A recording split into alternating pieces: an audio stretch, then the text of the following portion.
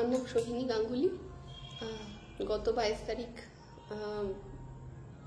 সকাল থেকে এবং ভোর রাত অবধি 23 তারিখ ভোর রাত অবধি আমার সাথে যা যা হয়েছিল এবং আমার সন্তানের সাথে যা যা হয়েছিল সেগুলোকে নিয়ে ফেসবুক বা সোশ্যাল মিডিয়াতে যে ধরনের আলোচনা হচ্ছে বা ট্রোলিং হচ্ছে বা কথা হচ্ছে সেগুলো নিয়ে আমি কিছু বলতে মানে আমার কথাগুলো বলতে এলাম। মানে হয়তো এই নিয়েও আরো অনেক কথা উঠবে। আমি এমনই অভাগা মা, আমার বুকে দুধ শুকিয়েছে কিনা আমি বুঝতে পারছি না। আমার সেলাই এখনো কাটেনি, তাও আমায় এই নিয়ে কথা বলতে হচ্ছে। সবাই বলছে কাঁদতে না, নর্মাল হতে, কিন্তু নর্মাল হওয়ার জন্য যে পথটুকু নিয়ে বেরোতে হবে আমি সেটাও বেরোতে পারছি না। আমার 22 তারিখ ভোরবেলা হঠাৎ করে বেবি মুভমেন্ট কম আসায় আমি আমার হাজবেন্ডকে বলি 5:30 নাগাদ যে দেখো তো তুমি কিছু শুনতে পাচ্ছ? আমি বাথরুমে উঠেই বলে ও তখন এসি আর ফ্যান অফ করে কান পেতে শুনে বলে হ্যাঁ একটু সামান্য পাচ্ছি তো। আমি বললো কাল যাবে তো ডাক্তারের কাছে? না হ্যাঁ যেতে তো হবেই। এবার খুব বৃষ্টি পড়ছিল, আমাদের তো গাড়ি ছিল না, গাড়ি অ্যারেঞ্জ করতেও একটু সময় লাগে। ও তখন আবার যখন আমি বাথরুমে উঠি 7:30 নাগাদ ডাক্তারকে আমি ফোন করি। হ্যাঁ ফোন করে আমরা ডাক্তার বলে যা বলার ওকে বলে। ডাক্তারবাবু তখন বলেন 7:30 নাগাদ আমি ফোন করাতে ডাক্তারবাবু বলেন যে আপনি ইমিডিয়েটলি চলে আসুন আমার কাছে নিয়ে, আমি 8টা অবধি বাড়িতে আছি, আপনি তাড়াতাড়ি চলে আসুন, আমি দেখছি। তো তখন আমি গাড়ি বুক করে ওকে নিয়ে আমরা 8টার আগেই পৌঁছে যাই ডাক্তারের কাছে। ডাক্তারবাবু তখন ওকে দেখেন, দেখার পর হার্ট রেট যেটা আসে ফিটাল হার্ট রেট সেটা সকালবেলা 8টার সময় ওর 108 BPM আসে, যেটা আমি জাস্ট যেহেতু কিছু কথা উঠেছে আর কি ও বলছে বলে আমি তাও বলছি। আমার নাম অনির্বাণ দেরায়, ওর হাজব্যান্ড, তাই জন্য আর কি আমি এখানে আছি। তো ব্যাপার হচ্ছে সকালবেলা ডাক্তারবাবুর কাছে নিয়ে যাওয়ার পর ডাক্তারবাবুর ফিটাল হার্ট রেট যেটা 108 পার মিনিট আসে, এই যে আমি স্ক্রিনে দেখাচ্ছি, এটা হচ্ছে 22 তারিখে সকালবেলা ডাক্তারবাবু নিজে লেখেন ওনার বাড়িতে fetal heart rate 108 per minute on Doppler. দেখানোর পর উনি দেখেন তখন ওর প্রেশারটা একটু বেশি, সেটা হচ্ছে 150/98 এই যেটা আছে। এই প্রেশারটা নিয়ে আমি জাস্ট বলে যাচ্ছি, একটু আমি বলছি এখানে। সেটা হচ্ছে ওর প্রেসক্রিপশনটা আমি দেখাচ্ছি, যেটা প্রথম থেকে প্রেসক্রিপশন আছে আমাদের এই জানুয়ারি থেকে। ওনাকে প্রথম আমরা 18 তারিখ দেখাই, 18/1/2025-এ। তো সেখান থেকে প্রেসক্রিপশন যা যা ডেট ওনাকে দেওয়া হয়েছিল, ওনার কাছে গেছি আমরা, এখানে তার প্রেশারগুলো এখানে এই পরিষ্কার লেখা আছে। প্রথমে ছিল 140/92, প্রথমে একদম প্রথম যখন আমরা দেখাই সেটা ডাক্তারবাবু বলেন যে যেহেতু প্রথম একদম তখন বডিতে বিভিন্ন চেঞ্জেস হয় প্রেগনেন্সিতে, তো এইটা প্রেশারটা উনি কোনো চিন্তার কারণ বলেননি। আর সেইভাবে কোনো কিন্তু প্রেশারের ওষুধ এখানে কিন্তু মেনশন নেই, আপনারা দেখতে পারেন। এই হচ্ছে আমাদের প্রেসক্রিপশনটা আমি ধরলাম। আচ্ছা, তারপর ওর 2 তারিখে 2/2/2025-এ আমরা নিয়ে যাই, তখন ওর প্রেশার 140/80, 140/80। আচ্ছা, তারপর আমরা আবার ডাক্তারের কাছে যাই, এই পরপরগুলো আছে 2/2 পর হচ্ছে 1/3/2025, এই যে 1/3/2025, সেখানে ওর বিপি হচ্ছে 110/70, এই যে দেখা যাচ্ছে 110/70। আচ্ছা, তারপর প্রেশার আমি দেখাচ্ছি, আমি পুরো মেডিকেল হিস্ট্রিটাই দেখাচ্ছি, এই জন্য আমি ওকে আটকে এই জন্য বলছি, কারণ ডক্টর দাসের ভিডিও থেকে কিছু উঠে এসেছে। সেই কথা অনুযায়ী অনেকেই আমাদেরকে বলা হচ্ছে বা ওকে বলছে যে আপনার হাই ব্লাড প্রেশার ছিল, তাহলে তার মধ্যে আপনি কেন অ্যাক্টিভিটিস করেছেন, কেন বেড রেস্টে থাকেননি, বা বিভিন্ন কাজ কেন করেছেন, ব্যাপারটা হচ্ছে কাজ কেন করেছেন আপনি, বা ভিডিও কেন বানিয়েছেন। তো সেই জন্যই দেখানো এই জিনিসগুলো। তো এখানে তারপরে এই যে 22/3/2025 তার সেখানে প্রেশার হচ্ছে 98/70, ঠিক আছে। আচ্ছা, তারপর আবার আমি আসি 21/4/2025, সেখানে প্রেশার হচ্ছে 110/70, দেখা যাচ্ছে আশা করি 110/70। তারপর প্রেশার আবার 20/5/2025, সেখানে প্রেশার হচ্ছে 120/70, এই যে 120/70। তারপর আবার 21/6/2025, সেটা প্রেশার হচ্ছে 120/80। আশা করি এর থেকে নর্মাল প্রেশার আমাদের এমনি সাধারণ মানুষেরও হয় না, তো 120/80। তারপর প্রেশার আবার 19/7/2025, খুব তাড়াতাড়ি আমরা চলে এসেছি আর কি শেষে যা হয়েছিল, 110/70, এই যে 19/7/2025। তারপর 2/8/2025, মানে হচ্ছে এই মাসে আগস্টেই 2/8/2025 ওর প্রেশার ছিল প্রথমে 140/88 লেখা আছে, দেখতে পাচ্ছেন 140/88 কেটে ওনার লেখা 130/88। এটার কারণ ছিল বলে দিচ্ছি আমি জাস্ট একটা ছোট করে। আমরা অনেকক্ষণ ওয়েট করছিলাম, ওকে নিয়ে আমরা কাপাতে দেখাতাম ডায়াগনস্টিক সেন্টারে। অনেকক্ষণ ওয়েট করাতে ডাক্তার দেরিতে আসেন, একটু যা হয় ওয়েট, কারেন্ট গিয়েছিল গরমের মধ্যে, 140/88 দুপুরবেলা ছিল, দুপুরে। যাই হোক, উনি তারপর কিছুক্ষণ পর বেরানোর আগে আরেকবার প্রেশার চেক করেন, তখন দেখেন যে 130/88। তখন উনি বুঝে যান যে হ্যাঁ ঠিক আছে, নর্মাল। তখনও কোনো কিন্তু প্রেশার ওষুধের কোথাও মেনশন নেই, আপনারা দেখে নিতে পারেন, কোনো প্রেশার ওষুধ দেওয়া হয়নি 2/8/2025, ঠিক আছে, আগস্ট অব্দি। সেকেন্ড প্রেসক্রিপশন আমি আসছি, যেটা হচ্ছে 19/8/2025। এই যে 19/8/2025, 2/8-এর পর এই প্রেসক্রিপশনে আপনারা প্রেশার দেখছেন 130/92, 130/92। এই সময় উনি আপনাকে, তখন আমি এখানে দেখাচ্ছি যে ওষুধগুলো আছে, আইরোজব আয়রনের ওষুধ, ক্যালজিলন ক্যালসিয়ামের ওষুধ, প্যাংডি গ্যাসের ওষুধ, আর তার সাথে আছে আরজিপ্রেক, আর আছে হচ্ছে যেটা ওর একটা বমির ওষুধ ছিল, ডাক্তার এখানে হয়তো ডক্সিনেট, সেটা এখানে মেনশন নেই কারণ কি ডক্টর ওটা কন্টিনিউ করছিলেন, এটা তার আগে মেনশন আছে। তো এর মধ্যে যেটা বলার হচ্ছে, ওনার কিন্তু তখনও প্রেশার ওষুধ দেননি উনি। তারপর উনি কল করেছিলেন, ওভার কল উনি বলেছিলেন একটা ওষুধের কথা, সেটা হচ্ছে লেবেডেভ 100 বলে একটা ওষুধ। সেটাকে আমরা 20 তারিখে সকাল থেকে আমরা খাইয়েছি, 20 তারিখ সকালবেলাও খায়, 21 তারিখ সকালবেলা খায়, মানে মাত্র 2 দিন খায়। 2 দিন খাওয়ার পর কিন্তু প্রেশার নর্মাল ছিল, কারণ আমরা নিজেরা প্রেশারের মেশিন আমরা কিন্তু পরের দিনই অর্ডার করে ফ্লিপকার্ট থেকে কিনে আনি, আর ও বাড়িতে চেক করে আমরা জানাই যে প্রেশার নর্মাল আছে। তারপর এবার চলে আসি 22 তারিখের ঘটনা, যেটা ও বলল সকালবেলায় ডাক্তারবাবুর বাড়ি যাওয়ার পর ডাক্তারবাবু চেক করেন, তখন হার্ট রেট যেটা বললাম, এই যে 108, যেটা দেখতেই পাচ্ছেন, সাথে প্রেশারটা তখন দেখতে পারবেন 150/98, এই যে সেই সময়টা প্রেশার ছিল 150/98। এটা 22 তারিখ সকালে, যেই দিনকের ঘটনা সেই দিনকে। তো তখন ডাক্তারবাবু ওকে বলেন যে তুমি সকালবেলা ওষুধ খাওনি, ওকে বলে আপনি ওষুধ খাননি সকালে প্রেশারে, না খেয়ে বেরিয়ে গেছিলাম, টেনশনের মধ্যেও কিন্তু না খেয়ে চলে গেছিল, শুধু গ্যাসের ওষুধটা খেয়েছিল। তখন ওকে বলা হয় যে তাহলে ওষুধ থাকলে খেয়ে নাও। আমি ব্যাগে করে নিয়ে গেছিলাম, আমি জানতাম যে হয়তো খেতে লাগতে পারে পরে কখনো, সেই জন্য আমাকে উনি বললেন এক্ষুনি খেয়ে নাও। আমি ওনার বাড়িতে বসেই চেম্বারে আমি একটা ওষুধ ওখান থেকে খেয়ে নিই, আর তখনই বলেন যে এক্ষুনি ইউএসজি করতে হবে এবং অক্সিজেন দিতে হবে। আমায় বলে জোরে জোরে শ্বাস নিতে, আমি সেই মতন জোরে জোরে শ্বাস নিচ্ছিলাম। আর সেদিনকে খুবই বৃষ্টি শুরু হয়ে গেছিল, তার মধ্যেও আমরা, তখন উনি বললেন যে জেএনএমে নিয়ে যেতে হবে। তখন উনি অ্যাকচুয়ালি তার আগে জেএনএম এর আগে উনি বলেছিলেন যে আমি 8টার পর বেরিয়ে যাব, আমার 10টা নাগাদ বা ওরকম সময় কল্যাণী মিলেনিয়াম নার্সিং হোমে ওটি আছে, আমি ওখানেই থাকবো, আমার একটা ওটি আছে, আপনি 10:30 অবধি আমি আছি, তারপরে আমি একটা কলেজে চলে যাব ক্লাস করাতে, তার মধ্যে আপনি ইউএসজি করে আমার কাছে নিয়ে আসুন অক্সিজেন দিয়ে, আমি ওর দরকার হলে আজকে ওটি করে দেবো বলেছিলেন। চাকদা মেডিকেল কলেজ বা চাকদা কলেজে উনি ক্লাস করাতে যাবেন, এরকম কিছু উনি বলেন। তারপর ওখান থেকে উনি আমাদের বলেন যে উনি ফোন করেন, পলিক্লিনিকে পাওয়া যায় না বা কিছু, অত সকালবেলা ইউএসজি হয় না। সেই মুহূর্তে ডাক্তারবাবু বলেন যে জেএনএম এ নিয়ে যান, উনি লিখেও দেন, জেএনএম এখানে লেখা আছে, হসপিটালাইজড জেএনএম মেডিকেল কলেজ বলে উনি লিখে দেন, লিখে ওখানে ওটি O2 লেখা আছে, আর এখানে আর্জেন্ট ইউএসজি লেখা আছে, করে উনি ছেড়ে দেন। আর আমরা সঙ্গে সঙ্গে চলে যাই জেএনএম এ গিয়ে, এই যে তখন আমি জেএনএম এর এই আমরা টিকিটটা আছে জেএনএম এ, যেহেতু আমরা অ্যাডমিট করিনি তার কারণটাও বলছি, এখানে আমার সই করা আছে, এই যে আমার সই করা আছে জেএনএম এর টিকিটটা, এই যে সৈনী গাঙ্গুলির নামে এখানে টিকিট আছে।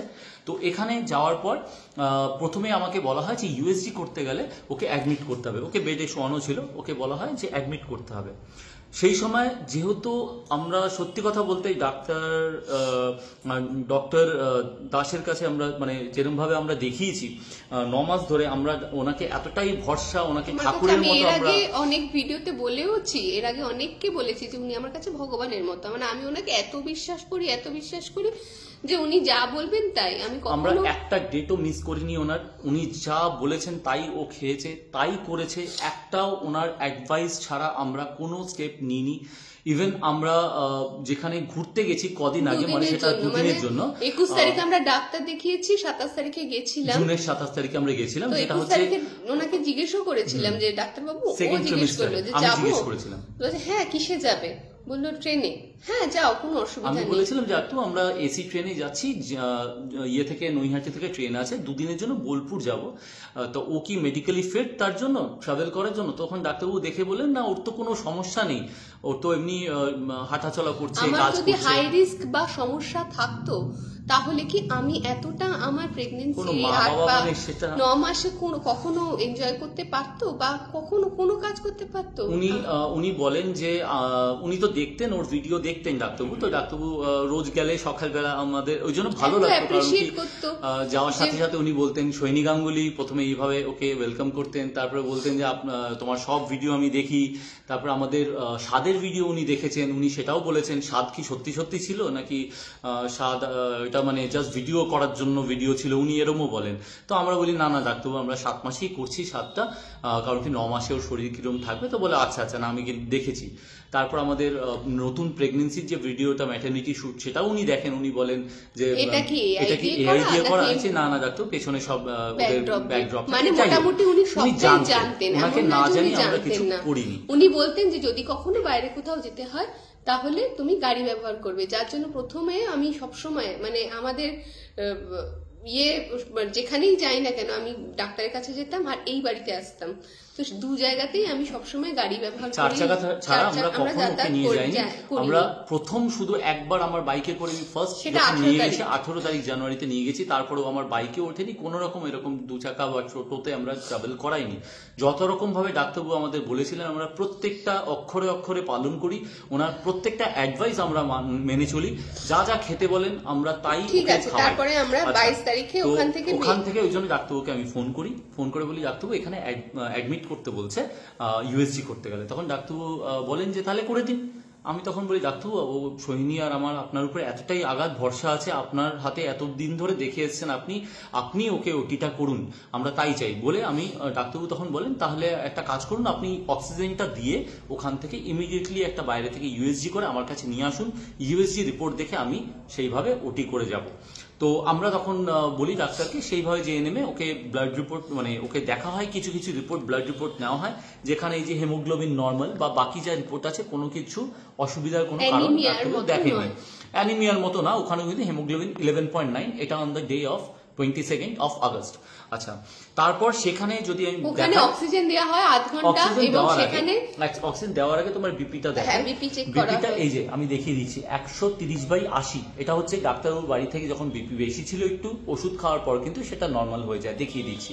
আচ্ছা, তারপর এইখানে ফিটাল হার্ট রেট যেটা বাচ্চার 108 মতো পাওয়া গেছিল, সেটা হচ্ছে 116 বিপিএম, এই যে দেখতে পাচ্ছেন 116 বিপিএম এখানে লেখা আছে ফিটাল, আমাকে শোনানো হয় এবং উনি হাত দিয়ে দেখেনও যে না, বললো সব ঠিক আছে। হ্যাঁ, ওকে ডপলারে শোনানো হয়, তারপরে অক্সিজেন দেওয়া হয়, অক্সিজেন দিয়ে ওকে ফিটাল মুভমেন্ট চেক করতে বলা হয়, কারণ কি ওনারা বলেন যে মায়েরা কিন্তু ভালো বুঝতে পারে, ওকে একটা কাগজ দিয়ে বলে না কাগজ না, আমাকে কাউন্ট করতে বলে এবং 8 ঘন্টায় 5 বার নড়ে। ওখানে যারা ছিল, যে আয়ারা ছিল, তারা বলে যে চিন্তা করো না, তোমার বাচ্চা 8 ঘন্টায় 5 বার নড়েছে মানে ভালো আছে, 2 ঘন্টায় 10 বার কাউন্ট ধরা হয়, বললো যে এখনই ওটি করে দিলে বেঁচে থাকবে।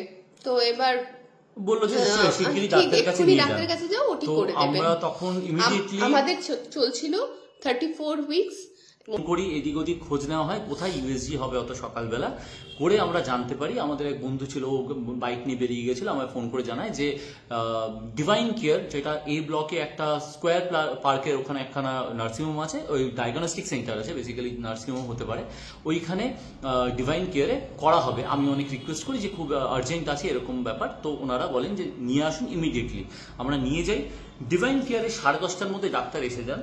ডাক্তারবাবু 10:30টার মধ্যে এসে ডিভাইন কেয়ারের যে রিপোর্টটা আছে ওটা আমি রাখছি আমি। তো এই যে ডিভাইন কেয়ারের রিপোর্ট অনুযায়ী এখানে দেখতে পাচ্ছেন হার্ট রেট এখানে লেখা আছে এই যে 109 থেকে 175 বিপিএম, আর সাথে কিন্তু এখানে লেখা আছে এই যে দেখতে পাচ্ছেন সিঙ্গেল লাইফ ফিটাস সিন এখানে লেখা আছে, যে ডিভাইন কেয়ারে এখানে পরিষ্কার লেখা আছে সিঙ্গেল লাইফ ফিটাস সিন, এটা ইউএসজিটা ধরছি এটা। আচ্ছা, এখানে কিন্তু আর তার সাথে এইগুলো আছে যে 34 উইকস এখানে আছে, 34 উইকস এখানে দেওয়া আছে, সাথে আরো কিছু আছে যেটা হচ্ছে ওর ওজনটা, বাচ্চার ওজনটা। কারণ কি ডক্টরের ভিডিও থেকে যে কথাটা উঠে আসে এটাও ছিল যে বাচ্চা খুবই প্রি ম্যাচিওর ছিল, খুব ছোট বাচ্চা ছিল। তো 34 উইকস, এই যে 34 উইকসে বাচ্চার ওজন অনুযায়ী এই যে এখানে ওজন দেখতে পাচ্ছেন আপনারা, বাচ্চার ওজন আছে 2 কেজি 371 গ্রাম মতো অ্যাপ্রক্স, ঠিক আছে, আর 34 উইকস আছে। তো এটাকে কি খুব ছোট বাচ্চা বলা যায়, এটা আপনারা বুঝবেন, আমি জাস্ট দেখালাম আমি সেটা, উনি যেটা বলছিলেন খুব ছোট বা কিছু। আচ্ছা, জিনিসও খুব দরকার আছে দেখা, সেটা হচ্ছে fetal cardiac activity and fetal movement আর রেগুলার। এই যে এখানে লেখা আছে ফিটাল কার্ডিয়াক অ্যাক্টিভিটি, আমরা স্ক্রিনে দেখলাম, এই প্রথমবার ওকে দেখে, যেহেতু এটা একটু ক্রিটিক্যাল হয়ে গেছিল যে এইরকম তো হয় না, হঠাৎ করে ওনাদেরকে ডাকা হয়েছিল এমার্জেন্সির জন্য, ওকেও ঘরে ডাকা হলো, ওখানে আরেক দিদিও ছিলেন এবং আমি ছিলাম, আমাকেও দেখানো হয় fetal heart movement, fetal movement বা আমরা ফিটাল হার্ট, দেখি স্ক্রিনে নড়ছে এবং সাউন্ডও শোনানো হয়, সাউন্ড শোনানো হয়, হার্ট নীল এবং লাল আলো সমেত।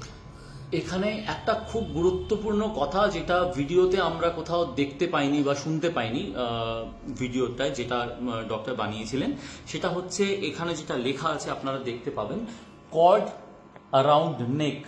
এই যে দেখতে পাচ্ছেন এখানে লেখা আছে কর্ড অ্যারাউন্ড নেক, ঠিক আছে। এই জিনিসটা কিন্তু কোনো ভিডিওতে আমি ঠিক আছে দেখতে পাইনি না, ঠিক আছে, এটা বলার দরকার আছে। এই জিনিসটা কিন্তু উনি মেনশন করেননি, উনি এটাকে পুরোপুরি ভাবে যে ডাক্তার দেখেন তিনি এমডি, তো এবং এমডি ডাক্তারের তাপস চক্রবর্তী এমডি রেডিওলজিস্ট যিনি দেখেন, হ্যাঁ উনি আমাদের দেখেন, উনি আমাদের দেখে বলেন, আমি জিজ্ঞেস করি ডাক্তারবাবু তাহলে কর্ড জড়িয়ে আছে, আমাদের দেখান উনি সাদা মতো একটা কর্ড জড়িয়ে আছে, বলে আমি বলি ডাক্তারবাবু তাহলে কি করা উচিত, উনি সঙ্গে সঙ্গে বলেন যে আপনাদের যে ডাক্তার দেখছে উনি কি আছেন, এখন আছেন তো, আমি বলি হ্যাঁ উনি ফোনে, আমি সবসময় কথা বলছিলাম ডাক্তারবাবুর সাথে, তো আমি বলি হ্যাঁ উনি আমাদেরই অপেক্ষা করছে, মিলেনিয়ামেই আছে, যেটা একদম কাছে, মানে এই ব্লকে যেখানে আমরা ছিলাম ডিভাইন কেয়ার থেকে খুব কাছে, তাহলে ওনার কাছে নিয়ে যান, উনি ভালো বুঝবেন, উনি যেহেতু ওকে দেখছে উনি ভালো বুঝবেন, সেই বুঝে উনি অ্যাকশন নেবেন, কিন্তু লেট করবেন না, তাড়াতাড়ি ওনার কাছে নিয়ে যান।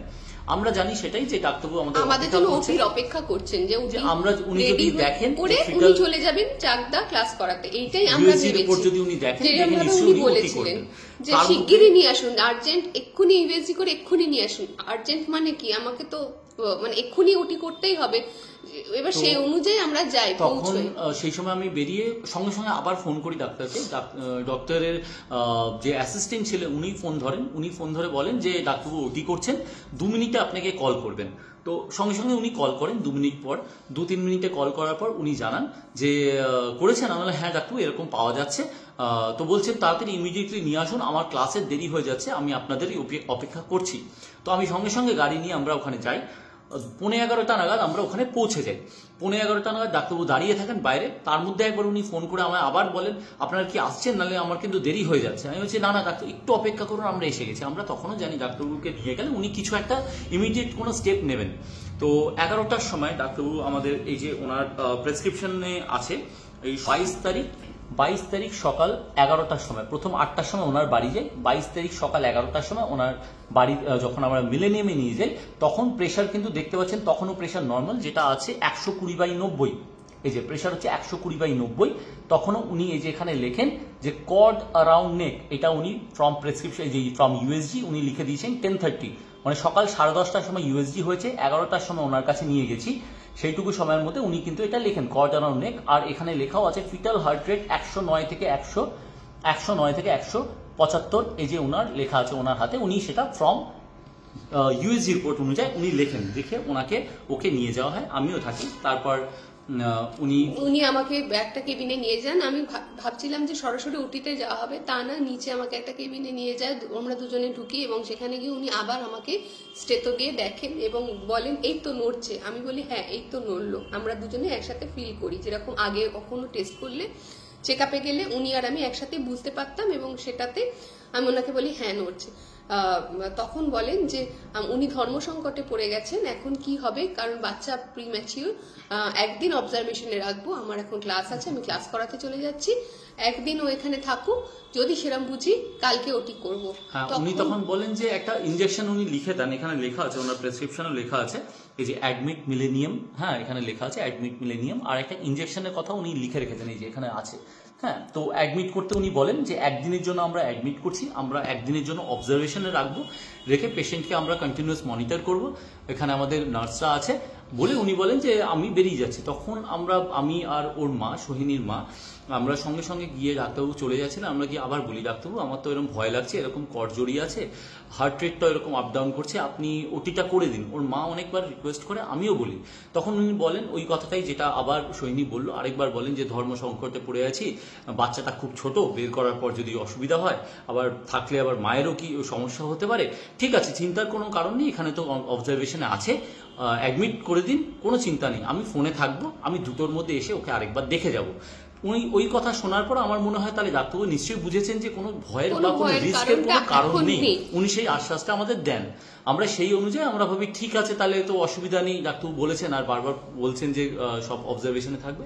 সঙ্গে সঙ্গে ওকে নিয়ে যাওয়া হয় উপরে 4th ফ্লোরে নিয়ে গিয়ে ওকে অ্যাডমিট মানে একটা বেডে দেওয়া হয়। বেডে দেওয়ার পরে মানে মনিটরিং বা অবজারভেশনের জন্য যে কাজগুলো দরকার সেগুলোর মধ্যে কোনোটাই শুরু হয় না। মনিটরিং মানে প্রেশার, আমি দেখতে পাচ্ছি না কোনো যন্ত্র যেখানে আমার প্রেশার চেক হচ্ছে বা অক্সিজেন স্যাচুরেশন দেখা হচ্ছে বা আমাকে অক্সিজেন দেওয়া হচ্ছে যেখানে আমার শ্বাসের জন্য বাচ্চা শ্বাস পাবে। অনেকক্ষণ থাকার পরে 2জন নার্স ছিলেন ওখানে, এবং আমি একবার না অনেকবার বলেছিলাম এখানেই তো অক্সিজেনটা আছে, একটু দেবেন, আমার বাচ্চাটা পাবে, আমার জন্য না। ওরা বললো যে তুমি বলবে না, তোমার কি দরকার, আমরা যেটা ভালো বুঝবো সেটাই করব। এবং সেই সূত্রে আমার সাথে যারা ছিল, আমার পরিবার, বন্ধু, বোন, তারাও বললো যে এরকম, ভাইয়ের বউ ছিল আর আমি ছিলাম, পূজা ছিল, ওদেরকে বলা হয় যে আপনারা বাইরে যান না। ওরা বলে যে ওকে একটু অক্সিজেন দিন, আমি কি আমার জন্য চাইছি না, তবে বাচ্চাটার জন্য চাইছিলাম, ওরা তাও দেয়নি। এবার আমি ওরম ভাবে পড়ে আছি, আমায় বলেছে বা পাশ ফিরে শুয়ে থাকতে, আমি বা পাশ ফিরে শুয়ে আছি। ওদেরকে বলে তোমরা বেরিয়ে যাও, তোমরা এখানে থাকবে না, বাকি অন্য কথা অনেক রকম। তো সেগুলো হলো, আমাকে এনে চেক করিয়ে দেখালো, দেখো তোমার অক্সিজেন স্যাচুরেশন 98, তোমার লাগবে না বলে অক্সিজেন দিল না। আর যেটুকু করেছে মানে মনিটর করার বলতে কোনো আরএমও বা কাউকে তো আমরা দেখতে পাইনি ওখানে, যেটা বলেছেন ডক্টর, আরএমও ছিল না, 2জন নার্স ছিলেন, 2জন নার্স ছিলেন, 3জনও না, 2জন নার্স ছিলেন। যেটা মনিটর হয়েছে, ডাক্তারবাবু ওকে অ্যাডমিট করিয়ে তো চলে গেছেন, ডাক্তারবাবু তো উপরেও যাননি, উনি নিচেই বেরিয়ে গেছেন। ওকে অ্যাডমিট আমার সাথে নিয়ে গিয়ে আমি করেছি, কাগজপত্র জমা দিই। ওকে যেটা করা হচ্ছিল, ডপলারে ওনারা দেখছিলেন, 2জন মানে একজনই দেখছিলেন, আরেকজন ওর পাশে ছিল, দেখছিল, ওর সাথে কথা বলছিল, কি খাবে না খাবে, কালকে তুমি কি খাবে, এইসব কথা বলছিল। ডপলারে কিছু পাচ্ছিলেন না ওনারা, তখন ওনারা ডাক্তারবাবুকে তখনই ফোন করেন, ডাক্তারবাবু আপনি কোন দিকে পেয়েছিলেন, ডান দিকে না বা দিকে, এইসব ওনারা আমাদের সামনে ফোনে কথা বলেন। ডাক্তারবাবুর সাথে কথা কন্টিনিউয়াসলি হচ্ছিল, আমরা বাইরে চিন্তায় দাঁড়িয়েছিলাম অনেকক্ষণ ধরে। আর ওকে তখন একটা কাগজ দিয়ে বলা হয় যে তুমি মুভমেন্ট পেলে কাউন্ট করবে, ছিড়বে কাগজটা, ছিড়বে। প্রথমে আমি 2বার খুব জোরেই পাই এবং তারপরে একবার খুব মৃদু পাই, এবং আমাকে একটা সাদা কাগজ দেওয়া হয়, দিয়ে বলে ছিঁড়তে। আমি লাস্ট 12টায় একটা লাস্ট ছিঁড়েছিলাম, তারপরে আর ছিঁড়তে পারিনি। তখন আমি সিস্টারকে কন্টিনিউয়াসলি বলতে থাকি, ম্যাম আপনি কি ডাক্তারের সাথে কথা বলেছেন, একটু বলুন না, যে ও আর মুভমেন্টটা খুব একটা ফিল করতে পারছে না। তো সেই মুহূর্তে সিস্টার বলে আমরা তো কন্টিনিউয়াসলি কথা বলছি, ডাক্তারবাবু আসবেন 2টোর সময়। আমরা ওয়েট করে থাকি, আমরা তখনও ভাবছি কি হয়ে গেল, এরকম পাচ্ছে না, চিন্তা হচ্ছে। আমাদের বাড়ির লোকজন আসছে ততক্ষণে, আমরা নিচে গিয়ে ওয়েট করি ডাক্তারবাবু কখন আসবেন। ততক্ষণে ও ছটফট করছে, চুপচাপ শুয়ে আছে আর বারবার কিচ্ছু বলছে না, একটা কথা বলছে আমি ওকে। তারপর এইসবের পর আমি 1:30 নাগাদ একবার ডাক্তারবাবুকে ফোন করি, ডাক্তারবাবু তখন ফোনটা ধরেন না। তো আমরা ওয়েট করি যে ডাক্তার তো বলেছে 2টোর মধ্যে আসবে। তো 2টোর সময় 2:03 নাগাদ ডাক্তারবাবু আসেন ওখানে। আমি ফোন করব তার আগেই উনি আসেন, এসে আমি সঙ্গে সঙ্গে পেছন যাই, ওনাকে বলি যে ডাক্তারবাবু আমি আসবো। উনি বলেন যে আপনি দাঁড়ান, আপনাকে ডাকা হবে, আমি যাচ্ছি বলে উনি চলে যান। গিয়ে উনি আবার ওখানে ডপলার দেখেন, মেশিনে ডপলার দেখে উনি এলেন, এসে বলেন কি হয়েছে তোমার, দেখি তোমার জন্য আমি ভালো করে ক্লাসটা করাতে পারলাম না। এলেন দেখলেন, আমি বললাম ডাক্তারবাবু ইঞ্জেকশনটা কিসের দেওয়া হয়েছিল? তো বললো যে ওটা ম্যাচিউরিটির জন্য দেওয়া হয়েছে, যতটা ম্যাচিউর হওয়া যায়। তো তারপর বলো ওটি করতে হবে, যদি ওটি করতে হয় তাই জন্য আগে থাকতে ওটা দিয়ে রাখা। আচ্ছা। তারপর উনি ডপলার করতে গেলেন না।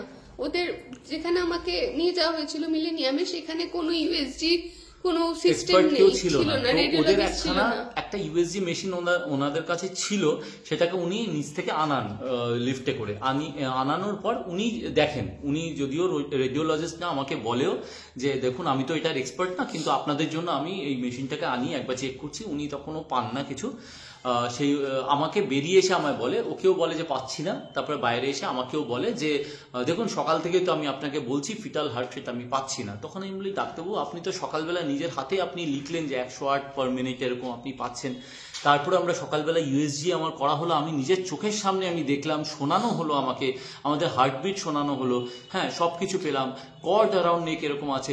তখন উনি আমাকে বলেন বাইরে এসে, ওয়ার্ডের বাইরে এসে আমাকে তখন বলার পর উনি বলছেন যে আপনি কি দেখেছেন কি শুনেছেন আমি কি করে বুঝবো, এই কথাটা উনি আমায় বলেন। বলার পর উনি বলেন, আমি বলি ডাক্তারবাবু প্লিজ একটু দেখুন না, আপনি একটা চেষ্টা করে দেখুন কিছু যদি করা যায়।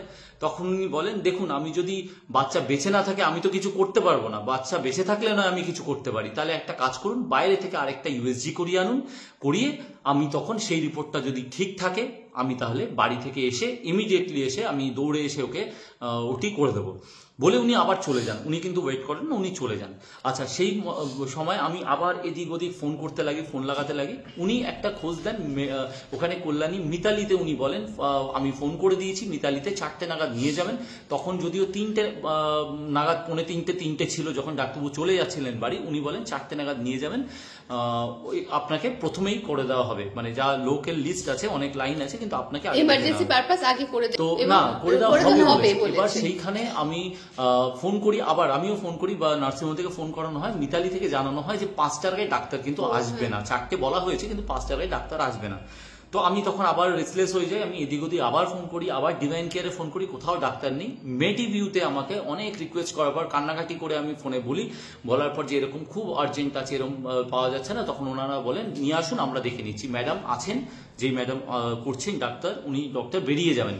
তো আমরা তখন আবার একটা গাড়ি অ্যারেঞ্জ করে, কল্যাণীতে গাড়ি অ্যারেঞ্জ করে আমরা ওকে সেই অবস্থায় আবার নিয়ে গিয়ে ছুটে গিয়ে আমরা মেডিভিউতে নিয়ে যাই। তখন ওই 4:45 নাগাদ আমরা হয়তো মেডিভিউতে চলে যাই, গিয়ে ওখানে ডক্টর ইউএসজি করায়। তখন কিছু একটা উনি হয়তো মানে খুব একটা স্যাটিসফাইড হন না, ওনাকে আবার ওকে বাইরে বের করে আবার 10 মিনিটের জন্য ওয়েট করতে বলে একটু ওয়েট করুন, আবার একবার করব, আবার ইউএসজি হয় করে। তখন ডাক্তারবাবু আশা করি, আমার মনে হলো ওনার কথা বা ওনার ইয়েতে যে উনি আর ফিটাল হার্ট রেট তখন পাননি, কিন্তু আমাদের কিছু বলেননি উনি। আমরা জিজ্ঞেস করেছি, উনি বেরিয়ে যাচ্ছিলেন, বললেন না আমি কিছু বলতে পারবো না, এসে 5:30-6টার সময় লিখিত রিপোর্ট এসে নিয়ে যাবেন। তো আমরা অনেক রিকোয়েস্ট করি, যাই হোক উনি বলতে চাননি। তখন আমার একটু মনে হচ্ছিল যে কিছু হয়তো আশা নেই বা কিছু। সেই মোমেন্টে আমি ডাক্তারকে আবার ফোন করি, ডাক্তারবাবু বলেন যে তাহলে আর বসিয়ে কি করবেন, আপনি নিয়ে যান মিলেনিয়ামে গিয়ে আবার ওকে বেডে দিয়ে দিন। আবার ওকে আমরা টানা হাতছাড়া করে আবার গাড়ি করে মিলেনিয়ামে গিয়ে আবার 4তলায় গিয়ে আমরা ওকে বেডে দিই। ততক্ষণে আমরা ডাক্তার থেকে এদিক ওদিক থেকে ফোন করে জানানো হয়, যে জানা যায় মিলেনিয়াম থেকে একজন ফোন করেন ওই ম্যাডামকে, ওই ডাক্তারকে যিনি করেছিলেন মেডিভিউতে, সেই রিপোর্টটা আমি দেখাবো। উনি তখন জানান অন কল যে ফিটাল ডিমাইস বা আইইউএফডি মানে ইন্ট্রা ইউটেরাইন ফিটাল ডিমাইস উনি জানান। তো ওটা জানানোর পর ডাক্তারকেও জানতে পারেন, ডাক্তার উনি আমায় ফোন করেন, ডক্টর দাস ফোন করে আমাকে জানায় যে দেখুন জানি ওখানে কিন্তু আইইউএফডি হয়ে গেছে, বাচ্চা আর নেই। আমি তখন প্রায় কাঁদতেই আমি ওনাকে বলি ডাক্তারবাবু তাহলে সকালবেলা যা হলো কি হলো আমি কিছু বুঝতে পারছি না। উনি বললেন যে দেখুন এখন তো আর বলে লাভ নেই, আপনি একটা কাজ করুন, আপনি চলে আসুন আমার কাছে। তখন আমি বলি ডাক্তারবাবু আপনি আসুন, ওর এই অবস্থায় এখন তো ওকে তো বাঁচাতে হবে। শুয়ে আছি, আস্তে আস্তে আমার সকাল থেকে কখনো পেটে ব্যথা হয়নি বা কষ্ট হয় যেটা সেটা হয়নি, খালি আমি মুভমেন্টটা কম বুঝতে পারছিলাম বলেই ওনার কাছে সকালে গেছিলাম। এবার তখন সন্ধ্যেবেলার পর থেকে আমার পেটটা শক্ত হতে শুরু করে, আর ব্যথা হতে অল্প ব্যথা, মানে আমার ওই ব্যথাটাও মনে হচ্ছিল না যে আর কষ্টর মতন কিছু, ওটা আমি সহ্য ছিলাম। এবার তারপরে ওরা আবার উপরে আসে এবং তারপরে ওরা যায় ডাক্তারবাবুর বাড়িতে। আমি ডক্টরকে আমি বলি যে ডক্টর আপনি আসুন, আপনি হ্যাঁ উনি যখন বাড়িতে থাকেন উনি আমাকে বাড়িতে ডাকেন, উনি বলেন আপনারা আসুন, আমি কথা বলছি, একটা ওষুধ দিয়ে আমি বাচ্চাটাকে বের করে দেবো, 48 ঘন্টা সময় লাগবে, লেবার পেন উঠবে, নর্মাল ডেলিভারি করে বের করে দেবো। তাই আমি বলছি ডাক্তারবাবু তো এই সময় আপনি একটু এসে দেখে যান, ও কষ্ট পাচ্ছে। ডাক্তার বলে না এখন তো আমার এসে তো কিছু হবে না, যখন ফিটাল হার্ট রেট নেই আমি কি করব, আপনি আসুন, কি কি ওষুধ দিতে হয় মেডিকেশন আমি বলে দেবো।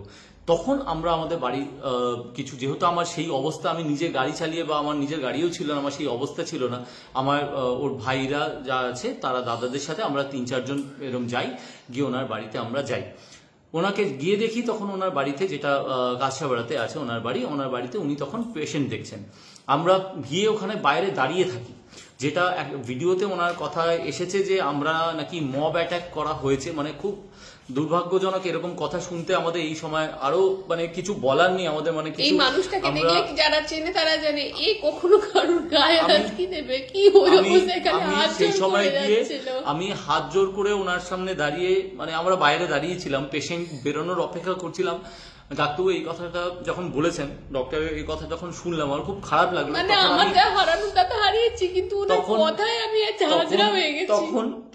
তখন আমি বাইরে, আমি এখন বলছি ওনার বাইরে, কিন্তু বাড়ির বাইরে সিসিটিভি আছে, উনি দেখাতে পারেন যে আমরা মব অ্যাটাক করেছি, যদি করে থাকি তো। আমরা তো ভার্বালি কথা বলছি, আমরা প্রমাণ সহ কথা বলছি। আমরা তখন আচ্ছা সেই সময় আমি ওনার বাড়ি যাওয়ার আগে মেডিভিউতে আমি আরেকবার যাই, কারণ কি আমার রিপোর্টটা নেওয়ার দরকার ছিল। মেডিভিউর রিপোর্ট অনুযায়ী, এই যে মেডিভিউর রিপোর্ট 22 তারিখের মেডিভিউ রিপোর্টটা, ওটা আপনারা দেখতে পাবেন। এই যে 22 তারিখের মেডিভিউ রিপোর্টটা, এই রিপোর্টেও দেখতে পাচ্ছেন এইখানে লেখা আছে single non life fetus seen. তখন বাচ্চা নেই আমাদের থেকে, আর আমাদের পাশে নেই। নো কার্ডিয়াক পালসেশন সিন, এই যে এখানে আছে no cardiac pulsation seen, no fetal movement seen, এই যে এখানে আর নেই। তারপরে কিন্তু এই কথাটাও লেখা আছে, যেটা সকালের ইউএসজি রিপোর্টেও ছিল, single loop of cord attached around fetal neck. ঠিক আছে, অ্যারাউন্ড দ্য ফিটাল নেক, এটা কিন্তু পরিষ্কার লেখা আছে যে single loop of cord attached around the fetal neck. আচ্ছা, এরপরে ওনার এখানে এই রিপোর্টটা নিয়ে আমি ওনার বাড়ি যাই, মেডিভিউ আর ডিভাইন কেয়ার রিপোর্ট নিয়ে ওনাকে গিয়ে আমি রিকোয়েস্ট করি। আমি বলি ওনাকে যে ওনাকে হাত জোর করে বলি, ডাক্তারবাবু আপনি সকালবেলা কেন ওটি করলেন না? যখন আমি ওটিটা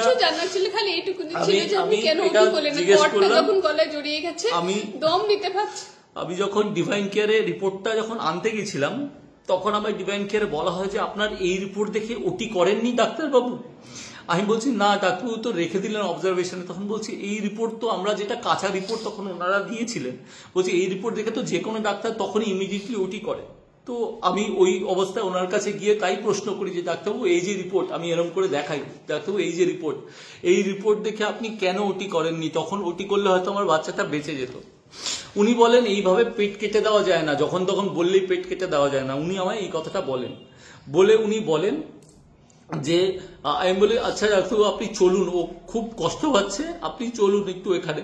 তখন উনি আমায় বলেন যে আমি যেতে পারবো না, ওনাকে নিয়ে আসুন আমার কাছে। ততক্ষণে আমার বাড়ির লোক আমায় ফোন করে জানায় যে সোহিনীর ব্লিডিং শুরু হয়ে গেছে, আর খুব ব্যথা কষ্ট পাচ্ছে। সেই সময় আমি ডাক্তারবাবুকে আবার বলি ডাক্তারবাবু প্লিজ, ওর কষ্ট পাচ্ছে, ব্লিডিং শুরু হয়ে গেছে। ডাক্তারবাবু আমায় বলে বাহ এটা তো খুব ভালো কথা। আমি বললাম ভালো কথা কি করে বলছেন ভালো কথা? উনি বলছেন তার মানে ওষুধ দিতে হবে না, ওর লেবার পেন শুরু হয়ে গেছে, ব্লিডিং শুরু হয়ে গেছে, ওকে নিয়ে আসুন, আমি ওকে কাউন্সেলিং করব, ওকে আমার কাছে নিয়ে আসুন, আপনাকে বলতে হবে না, আমি কাউন্সেলিং করব, আমি বুঝিয়ে বলবো, আর আমার এখানে পলিক্লিনিকে ওকে অ্যাডমিট করব, আমি এখানে দরকার হলে সারা রাত থাকতে পারবো, আপনি ওকে নিয়ে আসুন। সেই অবস্থা উনি গেলেন না বলে আমরা আবার নার্সিংহোমে যাই, মিলেনিয়ামে গিয়ে অ্যাম্বুলেন্স একটা জোগাড় করি, অ্যাম্বুলেন্সে করে সৈনিকে নিয়ে আমরা সেই অবস্থায়, ও তখন ব্লিডিং শুরু হয়ে গেছে, ওকে একটা প্যাড পরিয়ে দিয়েছে। জানি না আমার বাচ্চাটা বেঁচে না, আমাকে তো কেউ বলেনি। আমার জিজ্ঞেস করছে অ্যাম্বুলেন্সে যেতে যেতে ওকে আর ওর ভাইকে আর আমাকে যে কি গো তোমরা কিছু বলছো না, বাচ্চাটা কি নেই, মুভমেন্ট কি পায়নি? আমি বললাম যে না কিছু হয়নি, চলো ডাক্তারবাবু তো তোমায় ডেকেছে, তোমায় দেখবে, এখন দেখবে, দরকার হলে ওটি করবে, পলিক্লিনিকে নিয়ে যাওয়া হবে। ও তখন আমার দিকে তাকে বলছে সত্যি বলছো তো, করে নিয়ে যাওয়া হলো। ডাক্তারবাবুকে নিয়ে যাওয়ার পর আমরা ধরে নিয়ে গেলাম, তখন ডাক্তারবাবু পেশেন্ট দেখছেন, ওকে নিয়ে গিয়ে বেডে শোয়ালেন, একটু টিপে দেখে বললেন যে আচ্ছা বসো এবার। ও তখন ডাক্তারবাবুকে বলছে ডাক্তারবাবু হাত ধরে ও বলছে ডাক্তারবাবু আমার বাচ্চাটা বেঁচে যাবে তো? তখন ডাক্তারবাবু বলছে যে তুমি জানো না তোমার সাথে কি হয়েছে? বলছে তোমার বাচ্চা তো বেঁচে নেই, সকালবেলায় তো বললাম ফিটাল হার্টবিট পাওয়া যাচ্ছে না। তখন ও বলছে ডাক্তার সকালবেলা তো আমরা দুজনে দেখলাম একসাথে। বলছে না ও কি দেখেছো, ওরম মিস হয়। উনি বলছেন উনি বলছেন মিস হয়। তার আগেও আমি সকাল আরেকবার যখন গেছিলাম আগে, তখন আমি ডাক্তারবাবুকে বলছিলাম আপনি তাহলে বলুন এইভাবে রিপোর্টটা রেখে, আমি বলছিলাম আপনি তাহলে বলুন এই রিপোর্টটায় যে লেখা আছে ফিটাল হার্ট রেট 109 থেকে 175 যে লেখা আছে, আপনি বলে দিন এই রিপোর্টটা ভুল। উনি এরকম করে বললেন যে না আমি ভুল তো বলছি না, আমি তো ভুল বলছি না, আমি রিপোর্ট ভুল বলছি না, আমি বলছি মিস হতে পারে, ইউএসজি রিপোর্টে ফিটাল হার্ট রেট মিস হতে পারে ওনার কথা অনুযায়ী। আমি তখন বললাম মিস হতে পারে তার মানে আপনি বলছেন ভুল, তাহলে আমি গিয়ে ওখানে গিয়ে ডিভাইন কেয়ারে গিয়ে কথা বলি যে আপনারা ভুল রিপোর্ট দিয়েছেন। উনি তখন আমায় বলছিলেন যে না না আপনি তো আমার মুখে আঙুল দিয়ে কথা বলাচ্ছেন, আমি তো বলিনি ভুল, আমি বলছি মিস হতে পারে। আমি বুঝলাম না দুটো তফাৎ। যাই হোক, মেডিকেল টার্ম সবকিছু তো আমরা বুঝি না। আমরা তখন ওকে নিয়ে আসি, ওখানে নিয়ে আসার পর ওকে সেই অবস্থায় ডাক্তার বললেন, আমি ডাক্তারবাবু বাড়িতে ঢুকেছি যখন, তখনও রক্ত পড়তে পড়তে ঢুকেছি, বেরিয়েছি হাঁটতে হাঁটতে। মানে ওখানে যদি কোন রকম ভাঙচুর বা অ্যাটাক করা হতো তাহলে আমরা দ্বিতীয়বার পুনরায় কি করে যাব? প্রথমবারেই যদি ভাঙচুর করি তাহলে দ্বিতীয়বার কি করে যাব? মিলেনিয়ামে উনি বলেছেন যে মিলেনিয়াম হসপিটাল বা নার্সিংহোমেও অনেক আমাদের বাড়ির লোকরা অ্যাটাক করার চেষ্টা করেছে, গায়ে হাত দেওয়ার চেষ্টা করেছে। মিলেনিয়ামে ওনার বাড়ির বাইরে তো একটাই মনে হয় সিসিটিভি আছে, মিলেনিয়ামে অনেকগুলো আছে, আমি দেখেছি। আমি আগে মানে সকাল থেকে তো ওখানেই ছিলাম, সকাল থেকে অনেকগুলো বাইরে ভেতরে সব। যদি একটা সিসিটিভি ফুটেজ আমাদের দেখানো হয় বা আমাদের সামনে আনা হয়, যেই সিসিটিভি ফুটেজে দেখা যাবে যে একটা মানুষের গায়ে হাত দেওয়া হয়েছে, আমাদের বাড়ির লোকে হাত দিয়েছে, অথবা কোনো জিনিস কোনো প্রপার্টিতে একটা হাত দেওয়া হয়েছে, মানে একটা বাড়ি অবধি মারা হয়েছে বা নোকের আঁচড় দেওয়া হয়েছে, যদি দেখানো হয় আমরা সত্যি বলছি আমরা মেনে নেবো। দেখানো যদি হয়, মানসিকতা তো কারো ছিলই তো না। তখন সেই অবস্থা থেকে আমরা ওকে পলিক্লিনিকে নিয়ে যাওয়া হয়। ওখানে পলিক্লিনিকে ডাক্তার বলেন যে আপনি যান, আমি আসছি, উনি পেশেন্ট দেখে আসবেন। আমরা তখন নিয়ে যাই, গিয়ে ওকে ওখানেও আবার মানে একদম টপ ফ্লোরে নিয়ে যাওয়া হয়, এসি রুমে গিয়ে ওখানে অ্যাডমিট করা হয়। ওর ততক্ষণে লেবার পেন শুরু হয়। ওটা প্রায় 6:30 হবে মনে হয়, 6:30 নাগাদ, 7টাও হতে পারে, আমি ঠিক এক্স্যাক্টলি আমার টাইমটা মনে নেই, ওই 6:30 7টা হবে। ওই সময় ওখান থেকে ওকে শুয়ে, ওখানে যে নার্সরা ছিলেন 3-4 জন খুবই কোঅপারেট করেছেন, তখন ওনারা খুব কোঅপারেট করেছেন। ওনারা বারবার ওকে মা করে বলছিলেন, মা তুই চিন্তা করিস না, হয়ে যাবে, তুই তোমায় বলেনি, বাট ওনারা জানতেন। ওনারা বারবার বলছিলেন যে তুই চেষ্টা কর, কিছু হবে না। কেউ বলছিল তুমি চেষ্টা করো, কিছু হবে না। আমি ভেতরে দাঁড়িয়েছিলাম, ও বারবার বলছিল তুমি আমার পাশে থাকবে, আমি দাঁড়িয়েছিলাম ওর হাত ধরে। ওনারা খুব চেষ্টা করেন, ও অনেক চেষ্টা করে, পটি হয়ে যায়, মানে আমাকে পটি হওয়ার জন্য ওষুধ দেওয়া হয়। আমি আমার যে কি যন্ত্রণা হচ্ছিল, কি কষ্ট হচ্ছিল আমি জানি।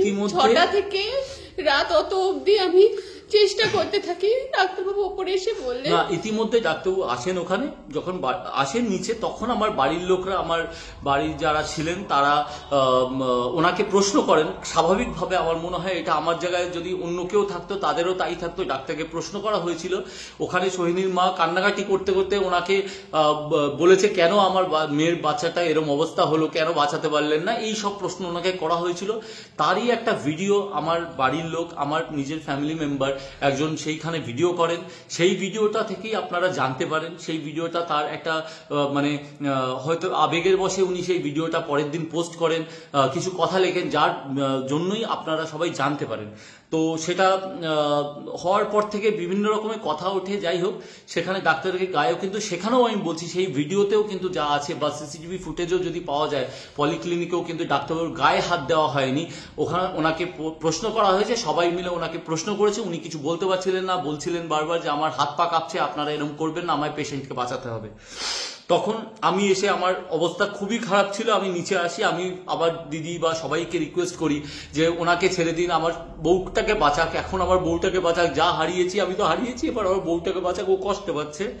সেই মোমেন্টে ডাক্তারবাবুর সাথে আমি লিফটে করে উপরে যখন যাই, ডাক্তারবাবুকে আবার বলি, রিকোয়েস্ট করি ডাক্তারবাবু ওকে বাঁচিয়ে দিন, আমার বউকে বাঁচান। তখন উনি আমাকে আবার বলেন আপনার বাড়ির লোক আমাকে হ্যারাস করছে, আমার দোষ কোথায়, বাচ্চার তো ফিটাল হার্ট রেট ছিলই না, হ্যাঁ এখন আমাকে ইনসুলিন খেতে হবে, এইসব কথা উনি বলেন। বলে ওর কাছে যান, গিয়ে ওকে তারপরে অ্যাটেন্ড করেন। আমাকে এসে বলেন যে তোমার বাচ্চাকে তো আমি মারিনি, তোমার বাচ্চাকে তুমি মেরেছো, তুমি কেন ফটো দিয়েছো, তাই জন্য তোমার বাচ্চা মরে গেছে। আমি তখন লেবার পেনে কষ্ট পাচ্ছি, দলা দলা রক্ত বেরোচ্ছে খালি। আমি তাকিয়ে আছি ডাক্তারবাবুর দিকে। উনি বললেন একজন আয়াকে যে আমার এক ভাগ্নে অস্ট্রেলিয়া থাকে, সেও এরকম শুট করেছিল, 3 বছর পর ফোন করে বলে তাদের বাচ্চা অটিস্টিক হয়েছে। আমি না তখন কিছু বুঝতে পারছি না, বলছিলাম আমার জন্য আমার বাচ্চা মরে গেছে। তারপরে উনি বলেন আমি তোমার অপারেশন করবো কি করে, তোমার বাড়ির লোক আমাকে অপমান করেছে, আমার হাত পা কাঁপছে, আমি হাই সুগারের রুগী, আমি ইনসুলিন নিই, আমি কি করে করবো। আমি ডাক্তারবাবু আমাকে একটু বাঁচিয়ে দিন, আমি পারছি না। আমার পেটের ভেতর তখন দলা বজরা হয়ে যাচ্ছে, সকালবেলা থেকে সবাই খালি হাত ঢোকাচ্ছে আর দেখছে, আমি আর পারছি না। ডাক্তারবাবু হাত ঢুকে অনেকবার দেখলেন, টানলেন, কিছুই হচ্ছে না। এবার আমি না পেরে উনি বলছিলেন যে আমরা নর্মাল ডেলিভারি করিয়ে দেবো, যার জন্য সময় 12 থেকে 14 ঘন্টা বা 16 ঘন্টাও লাগতে পারে। এবার ও মোটামুটি 11টা অবধি প্রচন্ড কষ্ট পেয়েছে, আমি আর পারিনি। আমি ওকে বলেছিলাম যে আমার অক্সিজেন সিলিন্ডারটা আছে, আমার মাথায় মেরে আমায় মেরে ফেল। আমি আর আমাকে বলছিল যে তুমি মেরে ফেলো, নাহলে ওকে বের করে ফেলো, আমি আর সহ্য করতে পারছি না। ওর গা হাত পা সাদা হয়ে যাচ্ছিল, ওর চোখ ঠোক উল্টে আসছিল। সেই সময় ডাক্তারবাবুকে গিয়ে আমি বলি ডাক্তারবাবু আপনি ওটি করে দিন, ও পারছে না নিতে। ডাক্তারবাবু বলে না, এরকম এই সময় ওটি করা যায় না, যে বাচ্চা মারা গেছে আমরা ওটি করে বার করি না, লেবার পেন দিয়ে নর্মাল ডেলিভারি হবে। ওকে গিয়ে বোঝান, ওকে গিয়ে কনসাল্ট করুন, ওকে কাউন্সিলিং করুন, ওকে বোঝান যে একটু সহ্য করতে হয়ে যাবে। আমি গিয়ে তাও ওকে বলি, ও আমায় শেষ কথা বলে, আমি লাস্ট কথা বলি। ততক্ষণে সোহিনীর মা, ওর ভাই সবাই কান্নাকাটি করে আমায় বলে অনির্বাণদা, ওর মা বলে অনির্বাণ তুই লিখে দে, সই করে দে, বল আমার মেয়েটাকে বাঁচাতে, ওটি করে দিতে। ও আর পারবে না, ও বাঁচবে না, 12 ঘন্টা 14 ঘন্টা ও বাঁচবে না। তখন ওকে গিয়ে আমি বলি তুমি কি চাইছো। তখন ওর ঠোঁট, মানে আমি তো ওর কাছে পুরো লেবার পেনটার সময়তেই ছিলাম, আমি পূজা, আপনারা আমায় দেখতে পাচ্ছেন না, কিন্তু পুরো লেবার পেনটার সময়টাতেই আমি ওর কাছে ছিলাম, কারণ অনির্বাণকে বারবার বিভিন্ন কারণে দৌড়ঝাঁপ করতে হচ্ছিল। যখন রাত্রি 10:30 বাজে তখন ওর ঠোঁট প্রায় পুরো সাদা এবং শরীরে প্রচুর রক্ত বেরিয়ে গেছে। কারণ আমরা প্রথমে আমাদের কাছে থাকা একটি চাদর, তারপর একটি নাইটি, তারপর আরও একটি চাদর দিই, এবং সেগুলো সম্পূর্ণ ভিজে গেছিল ওর ব্লাডে, যেটা নর্মাল ডেলিভারি পেনের জন্য বেরোচ্ছিল ওর পুশ করার জন্য, এবং ততক্ষণে ও প্রায় রক্তশূন্য একটা কন্ডিশনে পৌঁছে গেছে। এবং আমরা তখন, এবং ও আমাকেই তখন বলে যে অক্সিজেন সিলিন্ডার, একটা অক্সিজেনের কনসেন্ট্রেটার ওর পাশে রাখা ছিল যেটা থেকে ওর অক্সিজেন চলছিল। তখন ও লাস্টে ও একেবারেই রেস্টলেস এবং ইনসেনিটির পর্যায়ে পৌঁছে যায় এবং আমাকে বলে যে তুই আমাকে ওইটা তুলে মেরে দে। প্রথমেও আমাকে বলছিল যে আমাকে বাঁচা, আমাকে বাঁচা। যখন 7:30টার সময় আমাকে বারবার বলছিল যে 7:30 থেকে যখন ওর পেন শুরু হয় ইঞ্জেকশন পুশ করার পর থেকে, তখনও আমাকে বারবার রিকোয়েস্ট করে যে আমাকে বাঁচা, আমাকে বাঁচা। কিন্তু লাস্টে যখন 10:30 বাজে, 3 ঘন্টা পরে ওর শরীরে আর কোনো ক্ষমতা বেঁচে ছিল না যেটা থেকে ও পুশ করতে পারে, এবং ওর এত ব্লাড লস হয়েছিল। লাস্টে আমাকে এটাই বলতে থাকে যে আমাকে ওই অক্সিজেনের কনসেন্ট্রেটারটা তুলে মেরে দে, কারণ আমার আর কোনো ক্ষমতা নিয়ে আমি বাঁচতে পারবো না। তখন ওর হাজব্যান্ডকে গিয়ে কাকিমা, আমরা সবাই বলি যে তুই কনসেন্ট্রেটারে সই করে দে এবং বল যে সি সেকশনই করে দিতে, কারণ আর রিস্ক নেওয়াটা বোধহয় একেবারেই ঠিক হবে না, ওর লাইফ রিস্কটা প্রচন্ড রকমের হয়ে গেছিল। ডক্টর দাস ওখানে বলেছেন, শুনলাম আজকে, যে আমি আজকেই শুনলাম ভিডিওটা। আমি এর আগে আমার সোশ্যাল মিডিয়াতে আসার ইচ্ছাও ছিল না, ওকে আমি ওর থেকে দূরে রাখার চেষ্টা করছিলাম। আমার সে মনের অবস্থা নেই আমরা যে সেইগুলো দেখবো বা আমরা সহ্য করব। তা আজকে আমি দেখলাম, যেহেতু আমার এই উত্তরগুলো দিতে হবে, ক্ল্যারিফিকেশনগুলো দিতে হবে। উনি বলেছেন পেশেন্টের খারাপ অবস্থা দেখে উনি নাকি 9টা 9:30 নাগাদ ডিসিশন নিয়েছেন যে এবার ওটি করতে হবে। আমি যেটা বলি, 11:30 নাগাদ আমি গিয়ে কনসেন্ট লেটারে সই করে দিই। উনি আমাকে বলেন আপনারা কনসেন্ট লেটারে আপনি সই না করলে আমি ওটি করব না, নাহলে আপনার বাড়ির লোকরা আমায় আবার বলবে যে আমি নিজের ইচ্ছায় ওটি করেছি। আমি তখন লেটার আমি নিজে লিখি, নিজের হাতে লিখে আমি সই করি। ওনার যে টিম আসেন ওনারা আমাকে আরেকবার ওখানে অ্যাড করা একটা লাইন যে লিখুন উইদাউট ডক্টরস মানে অ্যাডভাইস বা अगेंस्ट ডক্টরস অ্যাডভাইস, আমি সেটা এগ্রি করছি বা আমি কনসেন্ট দিচ্ছি। আমি সেই মুহূর্তে সেটা লিখি, সই করি। তারপর ওনারা মেডিকেল টিম আনেন, ওনার 4 জন ডক্টরের টিম থাকেন, ওনারা মিলে ওকে 12:15 নাগাদ ওটিতে নিয়ে যান। ততক্ষণে ব্লাড রিকুইজিশনের জন্য ওনারা পাঠিয়ে দেন। আমাদের ওর 2 ভাই মিলে ব্লাড রিকুইজিশনের যেটা দেওয়া হয় সেটাকে নিয়ে জেএনএম হসপিটালে চলে যায়। গিয়ে জেএনএম থেকে বলা হয় যে 1টা নাগাদ আসতে, 1টা নাগাদ ব্লাড পাওয়া যাবে। ও আবার ফিরে আসে। 12টা 12:30 নাগাদ ও ওর ওটি হয়ে যায়, 12:30 নাগাদ ওটি হয়ে যায় ওরম সময়। যেটা প্রথমে এসে আমাদের জানানো হয় যে ওটি হয়ে গেছে, পেশেন্ট মানে বাচ্চা কোনো গলায় কর্ড পাওয়া যায়নি আমাদের বলা হয়, আমাদের বাচ্চা দেখানো হয় একটা ট্রেতে করে। যখন ওটি হয় তখন আমার জ্ঞান ছিল এবং সম্পূর্ণ জ্ঞান ছিল, আমার চোখের উপর একটু রুমাল দেওয়া হয় এবং সবটাই আমি দেখতে পাই। এবং সেই ক্ষেত্রে আমাকে মানে আমার প্রেশার তখন হাই ছিল না, নর্মাল ছিল এবং আমার সাথে কথা হয়। সেখানেও প্রেশার যেটা ছিল এই যে এখানে আছে, সেই প্রেশারটাও আমি দেখিয়ে দিচ্ছি। ওটির পর এই 23/8/2025 সেখানেও প্রেশার ওর আছে এই যে 130/92, মানে ওটির পর ওর এই প্রেশার। আমার বাঁচার কথা ছিল না, আমি বেঁচে আছি শুধুমাত্র মানে ওখানে যা কথা হয়, কিছু যে টিম ডক্টর ছিলেন তারা বলছিলেন আশ্চর্য কি করে বেঁচে আছে, এর কোমায় চলে যাওয়ার কথা, এর অলৌকিক ব্যাপারে কি করে বেঁচে আছে আমি জানি না, আমি সত্যি জানি না, বাচ্চাটা বাঁচিয়ে দিয়ে গেছে। আমাদের দেখিয়ে বাচ্চাটাকে দেখানো হয় একটা, আমরা যা বুঝি আমাদের হিসাবে যেটা বুঝি, একটা ফুললি গ্রোন একটা ম্যাচিওর পুত্র সন্তান আমাদের সামনে এনে আমায় দেখানো হয়। দেখি আমায় বলে, আমাদের এনে বলে যে বাচ্চা মিনিমাম 24 আওয়ার্স আগে বাচ্চা মারা গেছে, যেটা উনি বলেন মিনিমাম 24 আওয়ার্স আগে। সেটা বলার সাথে উনি যে যুক্তিটা দেন, উনি বাচ্চার মাথাটাকে এরকম করে টিপে টিপে আমাকে ধরে দেখায়, আমায় আর বাকি আমার ফ্যামিলি মেম্বারদের দেখান। দেখি ওনারা বলেন যে বাচ্চা এই যে দেখতে পাচ্ছেন মাথাটা নরম হয়ে গেছে, এর মানে মিনিমাম 24 আওয়ার্স আগে বাচ্চা কিন্তু মারা গেছে। সকালবেলা কোনো হার্ট রেট ছিল না, যেখানে আমি সকালের জেএনএম মেডিকেল কলেজ, যেটা আপনারা জানেন কল্যাণী জেএনএম মেডিকেল কলেজে কিন্তু হার্ট রেট তখনও কিন্তু, যেটা আমি একটু আগেও দেখালাম, বাচ্চার ফিটাল হার্ট রেট এই যে আবার দেখাচ্ছি 116 BPM, এখানে জেএনএম মেডিকেল কলেজের রিপোর্ট অনুযায়ী কিন্তু আছে, আপনারা দেখতে পারেন। সেই রিপোর্ট অনুযায়ী বাচ্চা সকালে বেঁচে ছিল। ইউএসজি রিপোর্ট অনুযায়ী, সকালের ডিভাইন কেয়ার ইউএসজি রিপোর্ট অনুযায়ী বাচ্চা বেঁচে আছে, single life fetus seen, heartbeat আছে, আমরা নিজেরা শুনেছি। তারপরে উনি আমাদের বলেন যে বাচ্চা 24 ঘন্টা আগে, মিনিমাম 24 ঘন্টা আগে, মানে রাত্রিবেলায় মারা গেছে। সকালবেলা আমার কাছে যখন আনা হয়েছে বাচ্চা বেঁচে ছিল না, উনি এই কথাটা বলেন। যেটা বলেছেন উনি বলেন, ওনার মেডিকেল টার্ম হিসাবে যেগুলো আমরা জানি না, আমাদের জানার কথা না, উনি বলেন আমাদেরকে এপিএইচ হয়েছে, প্লাসেন্টাল হ্যামারেজ, কিছু একটা অ্যাক্সিডেন্টাল প্লাসেন্টাল হ্যামারেজ, এরকম একটা কথা বলেন, আমাদের টার্ম বলেন। বলে উনি বলেন যে এটা খুবই দুঃখজনক কথা, এটা খুবই রেয়ার, 1% কেসে হয়ে থাকে। তখন ওনারা বলেন যে কোনো কর্ড পাওয়া যায়নি। সকালের রিপোর্ট তো আমি আগেই বলেছি আপনাকে, সকালের রিপোর্টটা আমার মনে হয়েছে ঠিক ছিল না, উনি এই কথা বলেন। করে ওনার বলার পর আমাদের দেখানোর পর প্ল্যাসেন্টা দেখানো হয়, স্বাভাবিকভাবে প্ল্যাসেন্টার দলা দলা হয়েছিল, ওনারা ওটা দেখে আমাদের বলেন যে এইটাই হচ্ছে প্ল্যাসেন্টাল হ্যামারেজ হলে, এই যে দেখতে পাচ্ছেন প্ল্যাসেন্টাল হ্যামারেজ হলে এরকম দলা দলা হয়ে যায়।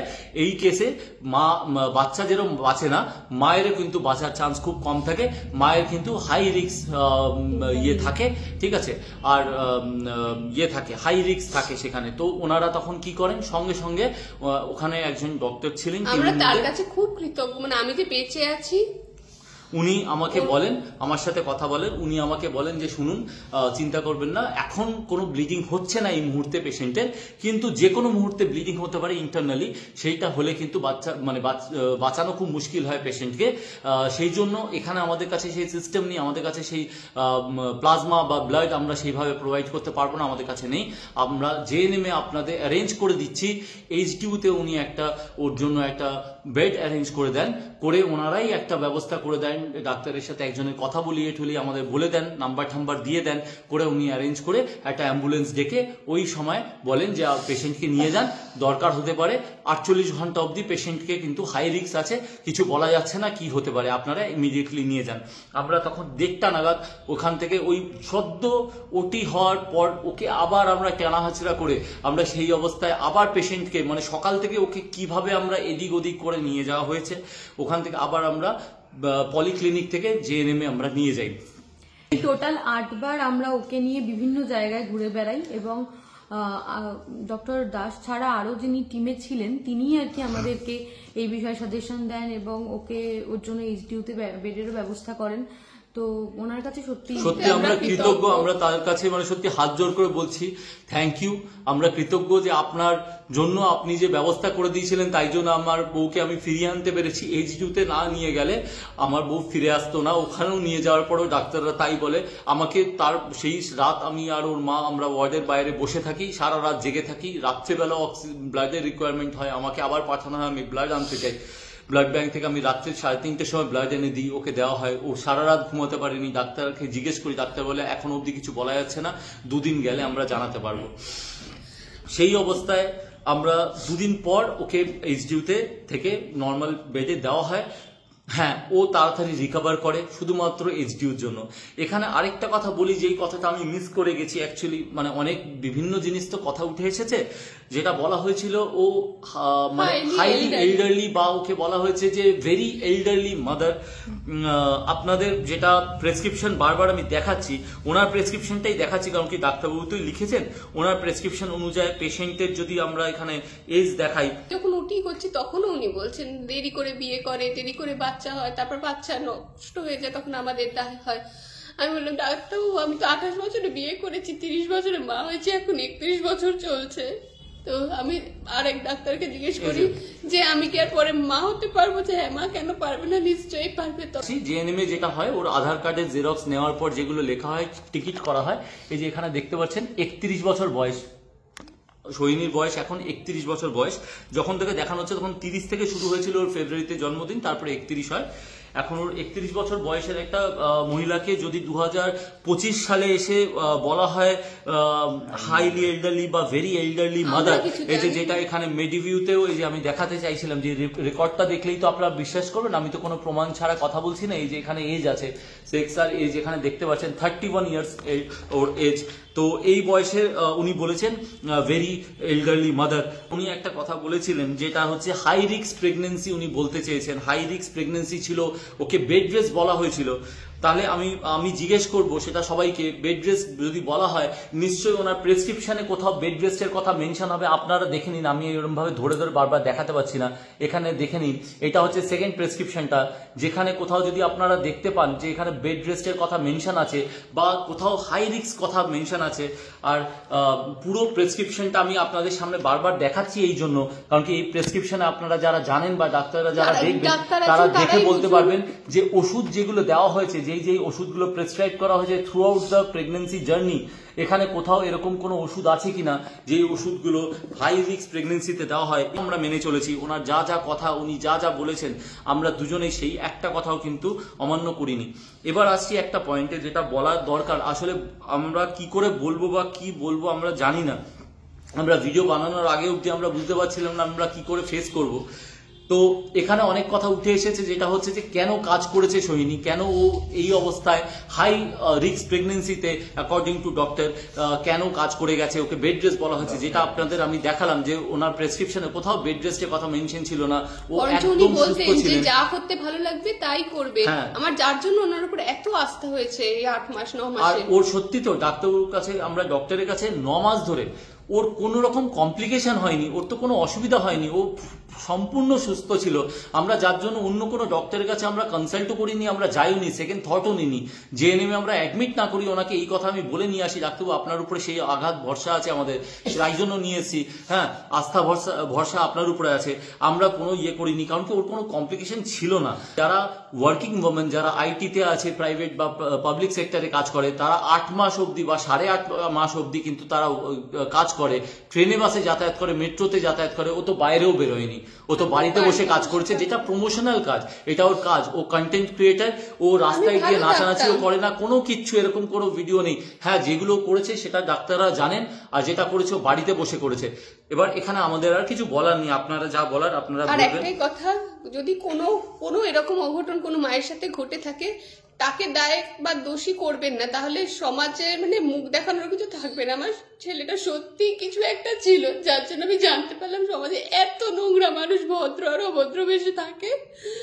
আমার যমুনা নাগার জন্য আমার ছেলে মারা যায়নি, আমার ক্রিপ কেনার জন্য মারা যায়নি, আমার আনন্দে থাকার জন্য মারা যায়নি। যেটার জন্য গেছে সেটা আপনারা বুঝে নিন বা আমরা বুঝে নিচ্ছি, ব্যাস। এরপরে আমরা আর কিছুই চাই না, কাউকে কিছু প্রমাণ করারও নেই, কিচ্ছু বলার নেই, শুধু যে কথাগুলো উঠে এসেছে সেগুলো বড় আঘাত দিচ্ছিল। আজকে যদি আমরা এই কথাগুলো সত্যি না বলতে পারতাম, আমরা হয়তো আগামী দিনে আমরা নর্মাল লাইফে ফিরে আসতে পারতাম না। ওকে আমরা শান্ত রাখতে পারছিলাম না। যবে থেকেই ডাক্তারের ভিডিওটা চোখে পড়েছে, আমরা চাইনি আমরা দেখাতে, একজন কোনোভাবে ও দেখতে পেরেছে, জানার পর থেকে ও রেসলেস হয়ে গেছে, ও পাগলামি করছে, ওকে রাখা যাচ্ছে না। ও জাস্ট আমায় একটা কথা বলে যাচ্ছে, আমায় শুধু একবার বলতে দাও। মানুষ আমায় তো ভুল বুঝছে, লোকে আমাদের ভুল বুঝছে, আমাদের ফ্যামিলি মেম্বারদের দোষ দেওয়া হচ্ছে যে আমরা এত ইররেসপন্সিবল। অনেক রকম কথা উঠেছে, আমার নাকি ক্ষমতা নেই, আমার রোজগারপাতি এত কম, যার জন্য নাকি আমার বউকে কাজ করতে হয়েছে। হ্যাঁ, প্রেগনেন্সিতে ও আমাকে আগলে রেখেছিল, ওর মতো যত্ন কেউ করেনি আমার। ওর যা যা দরকার, ওর যা যা করণীয় সবকিছু আমি চেষ্টা করেছি। অনেকে এই কথা বলেছে, আপনারা এত যখন টাকা আছে, এত আছে, আপনারা এই ডাক্তারকে দেখিয়েছেন কেন? আপনারা কি আপনাদের টাকা ছিল না? আপনারা এই ডাক্তারকে দেখিয়েছেন, এরকম কথা বলা হয়েছে। এখানে একটা কথা বলি, ডক্টর দাসের যা ভিজিট, যেটা নর্মাল এখানে আমাদের কল্যাণীতে যত বড় বড় গাইনোকোলজিস্ট আছে, যা ভিজিট ডক্টর দাসেরও কিন্তু ভিজিট একই, তার থেকে কম না বেশি না। আমরা সেই কথা ভাবিনি, আমরা ভালো ডাক্তার দেখানোর জন্য ওনার গুগল রিভিউ দেখে আমি নিয়ে গেছিলাম, যার রিভিউ আর রেটিং ভালো ছিল, সেই থেকে আমার ভরসা। তারপরে আমাদের সাথে সব রকম ব্যবস্থা, আমরা ওনার থেকে সব রকম সার্ভিস আমরা ভালো পাই। ওর মাঝে একবার এটাও আপনারা জানেন, যেটা ও এক্ষুনি বলতে যাচ্ছিল, রাত 2টোর সময় ডক্টর ফোন ধরেছিলেন, রাত 2টোর সময় করেছি, তখনও ধরেছেন। তার স্বাভাবিকভাবে আমাদের তার উপরে সেই ভরসাটা আসবেই, কারণ কি আমরা জানি এত ইমার্জেন্সিতেও রাত 2টোর সময় ডক্টর ফোন ধরছেন, সকালবেলা আমাদের অ্যাটেন্ড করেছেন, আমরা সেই ভরসা ওনার উপরে ছিল। কিন্তু তারপরে লোকজন তারপরে যা হয়েছে, মানে কোনো ডাক্তার চাইবে না যে তার পেশেন্ট মারা যাক, আর কোনো মা চাইবে না তার সন্তান মারা যাক। তাই যারা যা বলছো বলো, আমার কোনো অসুবিধা নেই। ইভেন ওনার যেখানে অ্যাডমিট করানো ছিল মিলেনিয়ামে, সেখানেও মিলেনিয়ামের যে ফিজ হয়, যেটা কি প্যাকেজ থাকে, যেটা বলা হয় ভালো জায়গায় চিকিৎসা, আমরা বারবার বলেছিলেন ডাক্তার মিলেনিয়াম ভালো তো, উনি বলেছেন হ্যাঁ। কিন্তু আমরা সত্যি জানতাম না যে ওখানে ইউএসজির যে সুবিধা নেই, সেটাও জানতাম না। যদিও আমরা কাউকে কোনো ব্লেম করছি না, আমাদের ভিডিওটা তার উদ্দেশ্য না, আমাদের এখানে কারোর এগেন্সে, আমাদের এখানে পাওয়ার হারানোর কিচ্ছু নেই, আমরা আর কিছু এখান থেকে পাবো না, হারাবো না।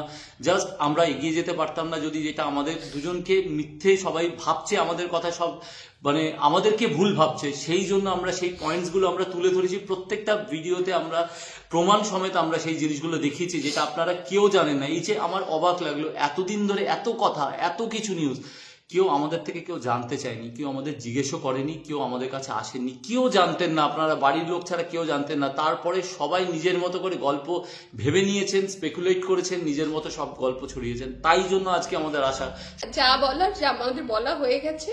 প্লিজ দয়া করে ডাক্তারবাবুকেও কোনো রকম অ্যাটাক করবেন না, উনি নিশ্চয়ই জ্ঞানী গুণী মানুষ, ওনাকে কিছু বলবেন না। আমরা সত্যি জানতাম না ওনার হাই সুগার, ইনসুলিন নেন, সত্যি জানতাম না, বলবেন না। আমরা আমাদের দুঃখটুকুনি সত্যিটুকুনি বললাম, এরপর আপনাদের যা বোঝার আপনারা বুঝবেন। আমাদের একটু একা ছেড়ে দিন, এখন আমাদের একটু একা ছেড়ে দিন প্লিজ।